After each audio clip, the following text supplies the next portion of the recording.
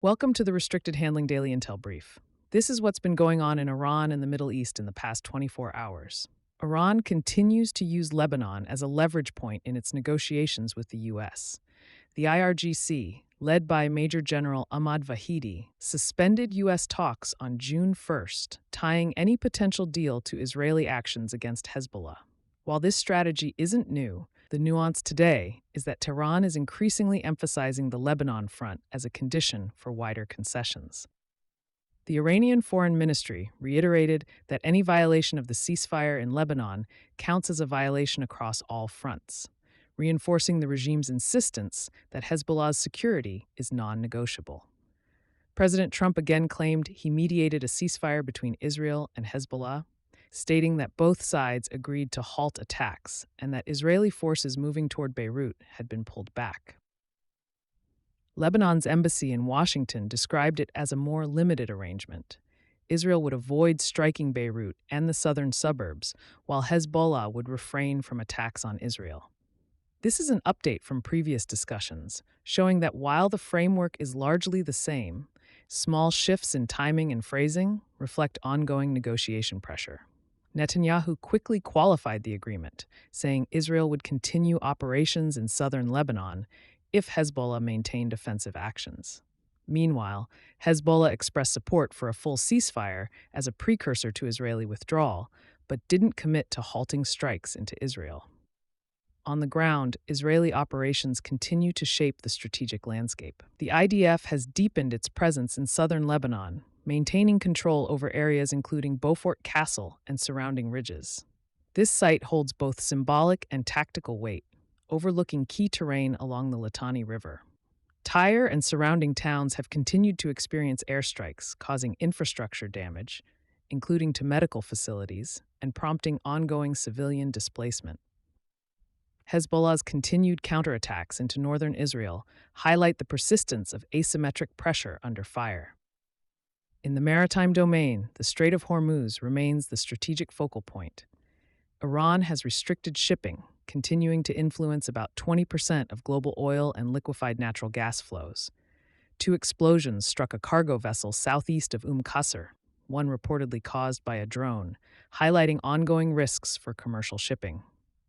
The International Maritime Organization maintains that moving thousands of seafarers currently stuck in the Gulf remains too dangerous.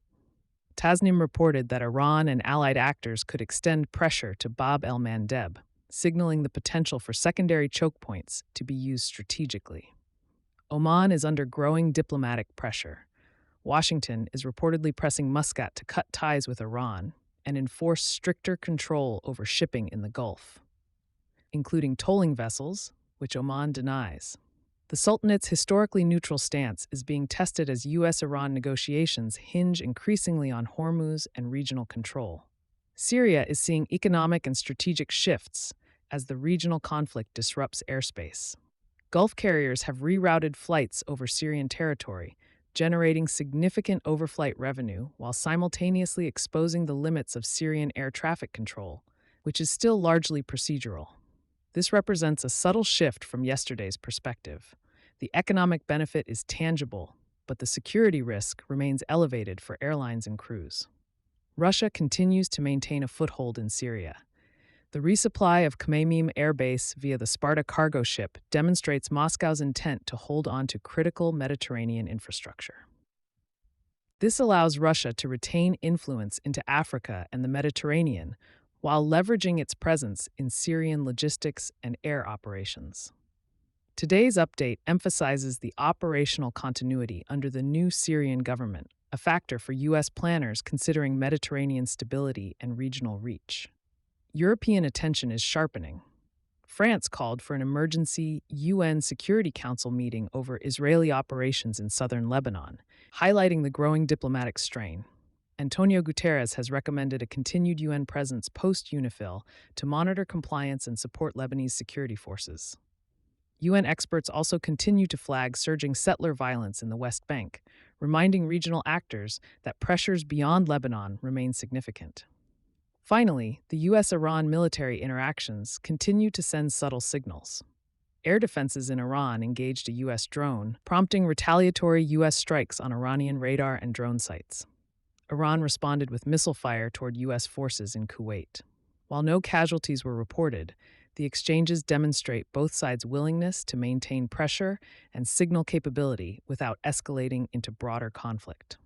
These tactical moves support broader strategic messaging. Iran can disrupt shipping and test U.S. regional control, while the U.S. demonstrates deterrence and protects key maritime choke points. That wraps up today's update.